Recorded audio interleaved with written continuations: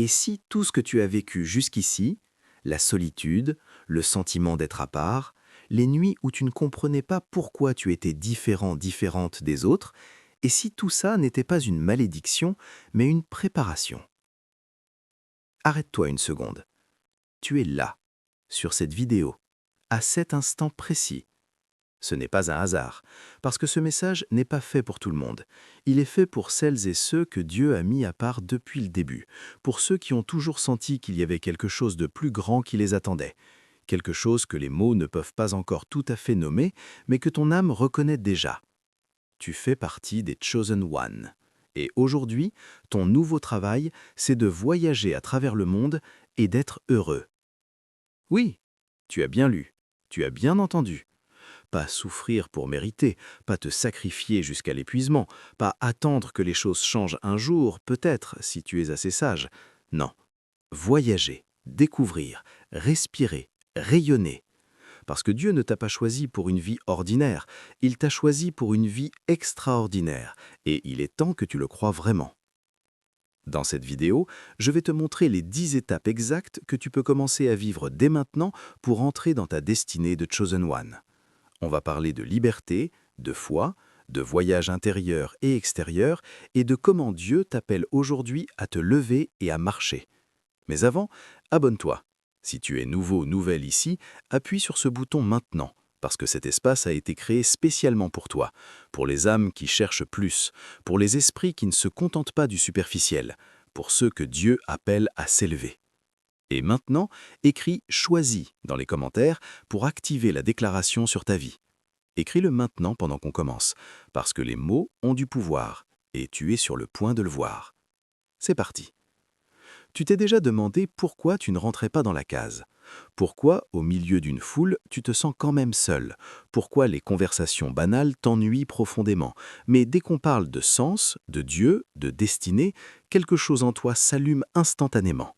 Pourquoi tu rêves de voyager? Pas juste pour les photos ou les vacances, mais pour quelque chose de plus profond. Quelque chose que tu n'arrives pas encore à formuler clairement. Ce n'est pas un défaut, ce n'est pas de l'orgueil, ce n'est pas de la folie. C'est ton ADN spirituel. Dans la Bible, Dieu a toujours choisi des gens qui ne rentraient pas dans la norme. Abraham, il a quitté sa terre sans savoir où il allait. Moïse, il bégayait et se croyait incapable. David, il était le plus petit, le dernier qu'on regardait. Marie, une jeune femme ordinaire dans une ville ordinaire. Ce que ces personnes avaient en commun, ce n'était pas leurs qualifications humaines, c'était leur disponibilité à être différentes, à accepter l'appel, à marcher même sans avoir toutes les réponses. Et toi, tu es dans cette lignée-là. Les Chosen Ones ne sont pas des gens parfaits. Ce sont des gens qui ont dit oui à une version de leur vie que le monde ne comprend pas encore. Des gens qui portent une lumière intérieure que certains trouvent dérangeante, trop intense, trop profonde. Mais Dieu, lui, il te voit.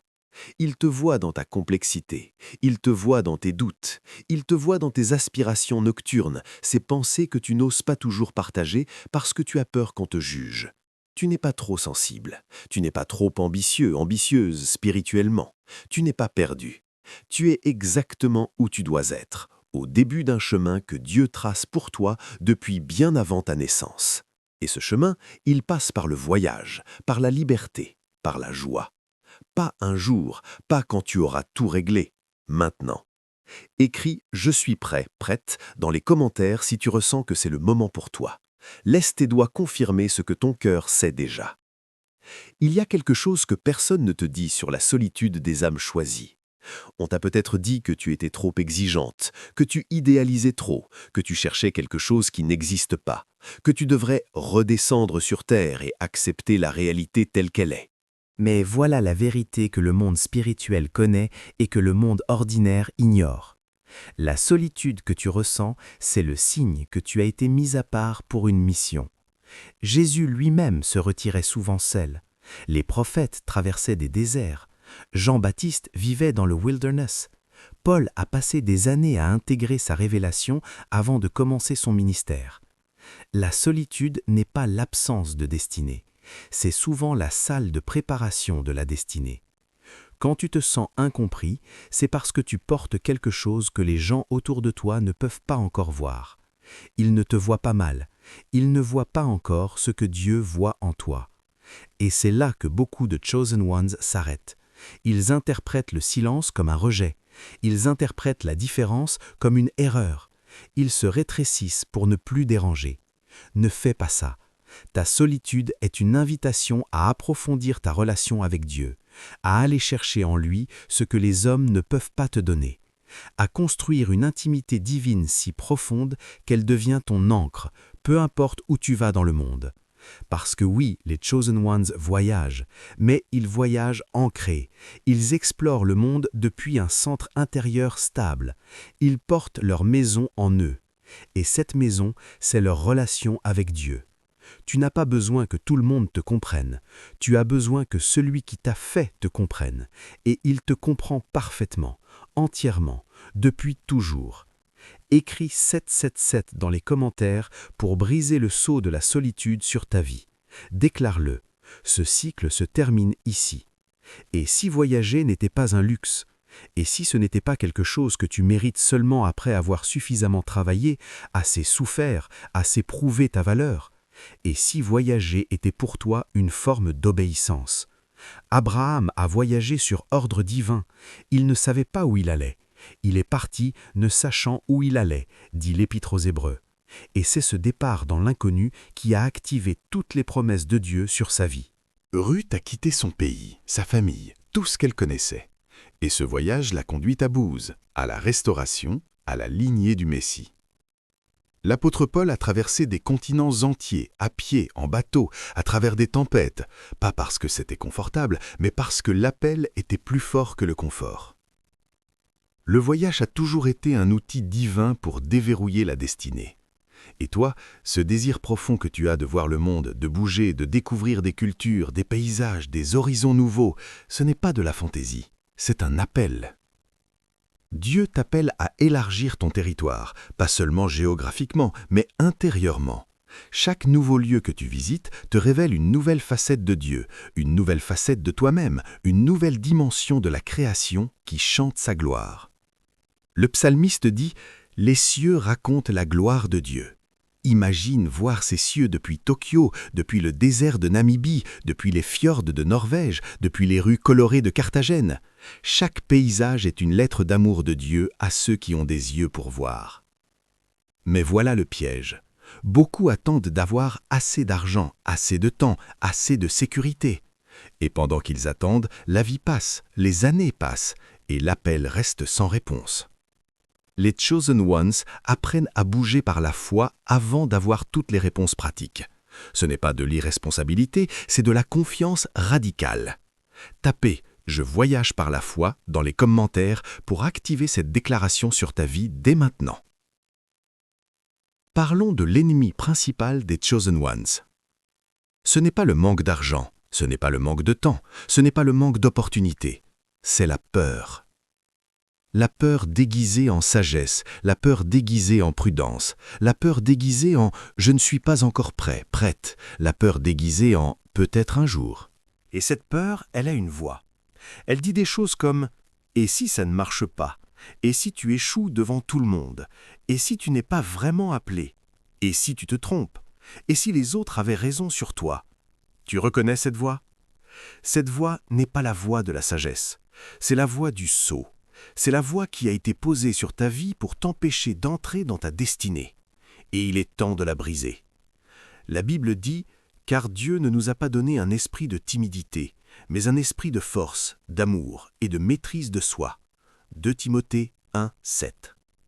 L'esprit de peur ne vient pas de Dieu, il vient de l'opposant. Et il opère avec une précision chirurgicale au moment exact où tu es sur le point de franchir un seuil majeur. Tu remarqueras que la peur s'intensifie toujours juste avant une percée, pas après, juste avant. C'est parce que l'ennemi voit ce que tu ne vois pas encore. Il voit à quoi ta vie ressemble de l'autre côté du oui, et il fait tout pour que tu recules. Ne recule pas. Les Chosen Ones apprennent à identifier la peur non pas comme un signal d'arrêt, mais comme un signal de proximité. La peur intense égale tu es juste à la porte de quelque chose de grand. Marche quand même. Tremble si tu dois, doute si tu dois, pleure si tu dois, mais marche. Écris 777 dans les commentaires pour briser le sceau de la peur sur ta vie aujourd'hui. Déclare que la peur n'a plus d'autorité sur tes décisions.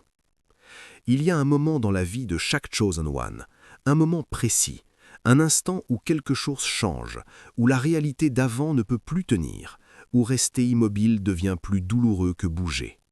Ce moment, c'est le déclic divin. Ça peut arriver de 1000 façons différentes. Pour certains, c'est une phrase lue dans un livre à 3 heures du matin qui les fait pleurer sans savoir exactement pourquoi. Pour d'autres, c'est un voyage avorté, une opportunité manquée, qui les laisse avec un vide tellement criant qu'ils comprennent, ils ne peuvent plus continuer comme avant.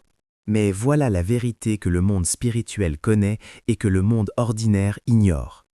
La solitude que tu ressens, c'est le signe que tu as été mis à part pour une mission. Jésus lui-même se retirait souvent seul. Les prophètes traversaient des déserts. Jean-Baptiste vivait dans le wilderness. Paul a passé des années à intégrer sa révélation avant de commencer son ministère. La solitude n'est pas l'absence de destinée. C'est souvent la salle de préparation de la destinée. Quand tu te sens incompris, c'est parce que tu portes quelque chose que les gens autour de toi ne peuvent pas encore voir. Ils ne te voient pas mal, ils ne voient pas encore ce que Dieu voit en toi. Et c'est là que beaucoup de Chosen Ones s'arrêtent. Ils interprètent le silence comme un rejet, ils interprètent la différence comme une erreur. Ils se rétrécissent pour ne plus déranger. Ne fais pas ça. Ta solitude est une invitation à approfondir ta relation avec Dieu, à aller chercher en lui ce que les hommes ne peuvent pas te donner, à construire une intimité divine si profonde qu'elle devient ton ancre, peu importe où tu vas dans le monde. Parce que oui, les Chosen Ones voyagent, mais ils voyagent ancrés. Ils explorent le monde depuis un centre intérieur stable. Ils portent leur maison en eux. Et cette maison, c'est leur relation avec Dieu. Tu n'as pas besoin que tout le monde te comprenne. Tu as besoin que celui qui t'a fait te comprenne. Et il te comprend parfaitement, entièrement, depuis toujours. Écris 777 dans les commentaires pour briser le sceau de la solitude sur ta vie. Déclare-le. Ce cycle se termine ici. Et si voyager n'était pas un luxe, et si ce n'était pas quelque chose que tu mérites seulement après avoir suffisamment travaillé, assez souffert, assez prouvé ta valeur, et si voyager était pour toi une forme d'obéissance. Abraham a voyagé sur ordre divin. Il ne savait pas où il allait. Il est parti ne sachant où il allait, dit l'Épître aux Hébreux. Et c'est ce départ dans l'inconnu qui a activé toutes les promesses de Dieu sur sa vie. L'abondance de la joie est devant la face de Dieu, pas derrière la souffrance, pas après l'épreuve, devant sa face. Ce que ça signifie, c'est que la joie, le bonheur, la légèreté, ce ne sont pas des récompenses pour les fidèles, ce sont des états de présence, des états qui deviennent disponibles quand tu t'approches de Dieu, quand tu vis aligné avec qui il t'a créé pour être. Et pour les Chosen Ones, le bonheur n'est pas une destination finale, c'est une mission active. Tu es appelé à être heureuse de manière tellement visible, tellement réelle, tellement contagieuse, que les gens autour de toi commencent à poser des questions. Pas parce que ta vie est parfaite, mais parce que tu portes une joie que le monde ne peut pas donner et que le monde ne peut pas prendre. Que votre lumière luise ainsi devant les hommes, afin qu'ils voient vos bonnes œuvres et qu'ils glorifient votre Père qui est dans les cieux. Voyager et être heureuse, c'est ton témoignage vivant. C'est ta prédication sans parole. C'est ta façon de dire au monde « Mon Dieu est bon, mon Dieu est réel, et il veut la même chose pour toi. » Ne réduis pas ton bonheur, ne t'excuse pas d'être épanoui. Rayonne, pleinement, intentionnellement. Tape « Je choisis la joie » dans les commentaires. Déclare-le comme un acte de foi, pas comme un sentiment. On arrive à la fin de ces 10 étapes, et je veux que tu comprennes quelque chose d'essentiel avant qu'on conclue. Ta nouvelle vie, celle où tu voyages, où tu es libre, où tu rayonnes, où tu vis la plénitude de ce que Dieu a prévu pour toi, elle ne commence pas quand tu auras acheté ton billet d'avion. Elle ne commence pas quand tu auras quitté ton travail. Elle ne commence pas quand tu auras tout réglé. Elle commence maintenant, dans ta façon de penser, dans ta façon de parler de toi-même, dans la façon dont tu regardes ton avenir. Les Chosen Ones comprennent que la transformation intérieure précède toujours la manifestation extérieure. Ce que tu es à l'intérieur finit toujours par se manifester à l'extérieur. Toujours.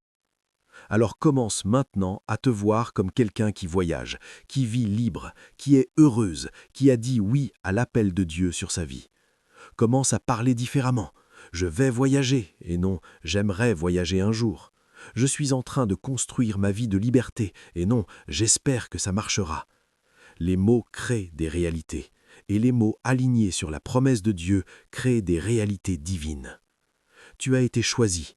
Avant la fondation du monde, il y avait un plan pour toi, un plan de bien, non de mal, un avenir et une espérance. Marche dans ce plan dès aujourd'hui, dès maintenant.